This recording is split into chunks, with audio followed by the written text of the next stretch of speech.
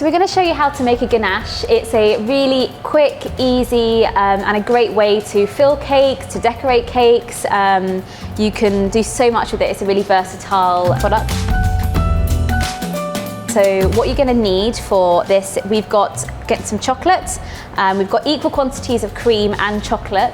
Depending on what chocolate you're using, if it's milk chocolate or white chocolate, you might need slightly more chocolate to cream because there's more fat inside, so you don't want to make it too runny. So you're going to have your chocolate here, you've got your cream in the pan, and I've got a spatula and a whisk to make the ganache. So the first thing that I'm going to do is I'm going to turn on the cream, and what we want to do, we want to heat it up gently. So I don't really want to see loads of bubbles, you don't want it to be too hot. It's going to be until there's steam starting to show with the cream. The ganache is quite good, isn't it? So we could change the flavour quite easily. Yeah. So if we took some of the cream out, we could add Baileys into it, and you could make a Baileys and milk chocolate ganache. So yummy. Or we could infuse the cream with orange zest, lemon zest, or something like that. Or even add alcohols. Yes. So you can make a nice rum ganache or. It's so versatile. There's so many things you can add to chocolate and add to a ganache. It's a really great way to add flavour into a cake or dessert. And that was a really good thing you said about the different chocolates, because like the dark chocolate is a 1-to-1 cream, but when you get to white chocolate it's 3-to-1, isn't it? Because otherwise you won't get the right texture for spreading. Yeah, no, definitely. So yeah, you really have to watch that. Yeah. Otherwise, because there's also different types of consistencies with ganache, isn't it? Because sometimes you want it runnier, sometimes you want it really stiff. So keep an eye out on what you're looking for and looking at for the ratios of fat to chocolate. So the steam is starting to come up. You can see it slightly, and there's bubbles coming around here. So I'm just going to wait until I see a bit more steam, and then I'm going to slowly add it to the chocolate. So yeah, so you can start to see loads of steam now. It's not bubbling. So that you can tell that's when it's really ready and it's hot enough to melt the chocolates. So you're going to pour a little bit in. I like to do it in 3 stages minimum. So you're going to pour a little bit into the middle, just 1/3 of the cream. And then you want to just let it sit just for a little bit, just to make sure the chocolate is starting to melt. And do you find with the cream you prefer whipping cream to double cream? Yes, I do. Sometimes double cream, depending on where you get it can be quite fatty. Yeah. And depending on the quality of your chocolate, some chocolate can be really fatty and so it's making sure it's...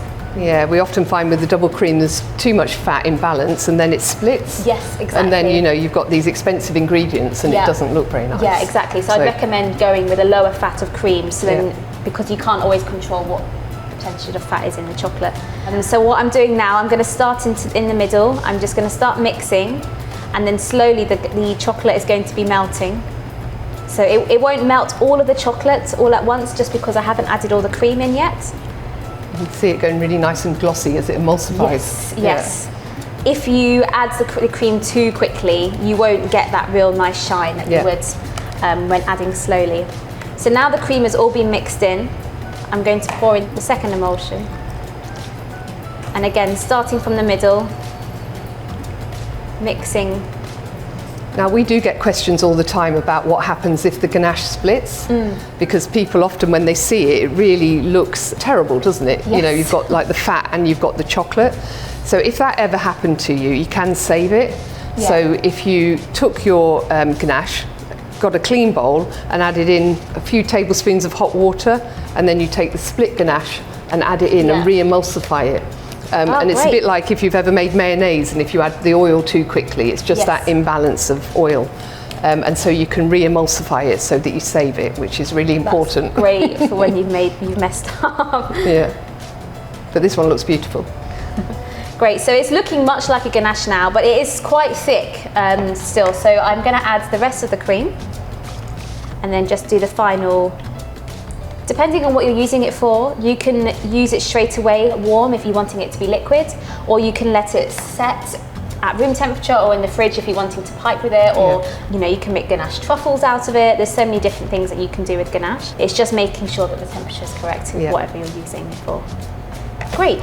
So this is the ganache. What I'm going to do, I'm just going to finish off with a whisk just to make sure it's completely emulsified, because a spatula won't really mix it well enough to really bring it together so it's super glossy and lovely. And then I'm just going to use this just to really bring it together.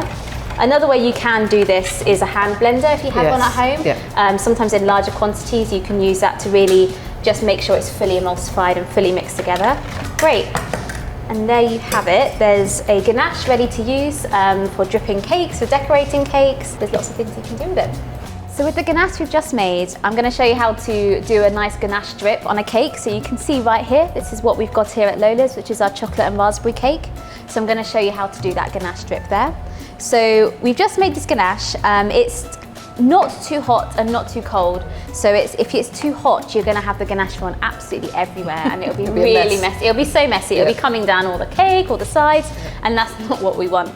And if it's too cold, it's going to set before you get a really nice drip. So it's really important to have a ganache that's a kind of a lukewarm temperature.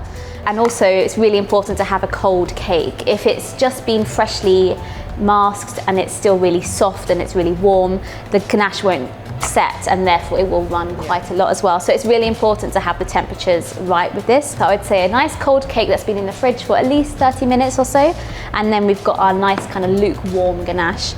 So what I'm going to do, what I need, I've got my ganache here at the right temperature, and then I've got a small palette knife which I'm going to basically push the ganache all the way around the cake just to control that drip.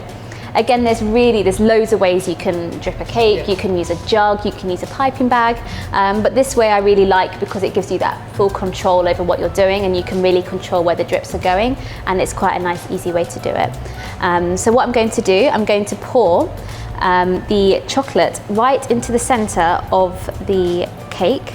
Not loads, I would say just amount that you've still got quite a lot of space around the sides. And then what I'm going to do, using my turntable, is I'm going to push it around the cake, and I'm going to drip it all the way down the cake like this. So then what you can do, you can control exactly where the drips are happening. It's happening. So can you add more on afterwards if you didn't put enough? I wouldn't. I would say if you want to have a perfect drip that it doesn't look like you've played with it, because the moment you've added this, if I want to add a little bit more, you can do, and it's totally fine, but you will see it. Okay. So I would say my tip with a ganache drip is to be confident and just go with it. And once you've done it, you've done it. And I think confidence is really key with something like this, because you can scrape it off and try again, but I'd really recommend you just go for it and trust what you're doing and know that what you're doing is okay. So what you can see here, that it hasn't dripped all the way to the bottom. Yep. You've got a varying different heights of the drip, which is what's really nice to see on a cake, and it's set and it's not moving anymore, which means that the ganache was the right temperature as well as the cake. So yeah, here you go. This is how to make a ganache drip.